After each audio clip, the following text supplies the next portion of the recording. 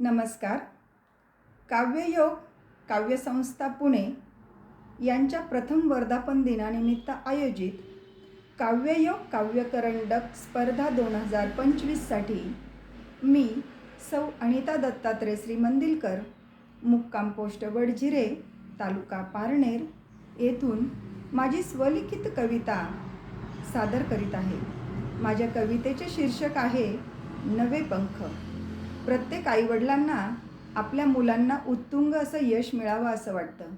हे यश मिळण्यासाठी त्यांनी योग्य पद्धतीने ज्ञान ग्रहण करावं, येणाऱ्या अडचणींचा विचार करावा आणि आपलं आरोग्यही राखावं. आणि हे सगळं केल्यानंतर त्यांना खूप असं यश मिळावं आणि यश मिळाल्यानंतरही त्यांचे पाय मात्र जमिनीवर राहावेत असं आईला वाटतं. यावर आधारित माझं काव्य नवे पंख. इवल्याशा पाखराला नवे पंख फुटले, इवल्याशा पाखराला नवे पंख फुटले, उडू का ग आकाशात त्याने आईला म्हटले. उडू का ग आकाशात त्याने आईला म्हटले. आई म्हणाली थांब, आई म्हणाली थांब, जरी फुटले तुला नवे पंख, मनातल्या मनात मोजत राहा तू रोज नवा एक अंक. मनातल्या मनात मोजत राहा तू रोज नवा एक अंक.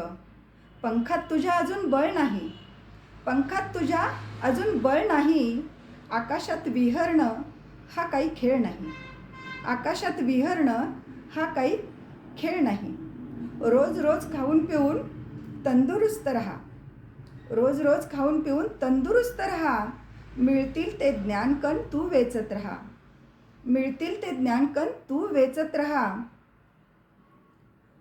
ऊन वारा बसल्या जागी सोसत राहा, ऊन वारा बसल्या जागी सोसत राहा आणि घरट्याच्या आतूनच बाहेरचं जग बघत राहा, घरट्याच्या आतूनच बाहेरचं जग बघत राहा.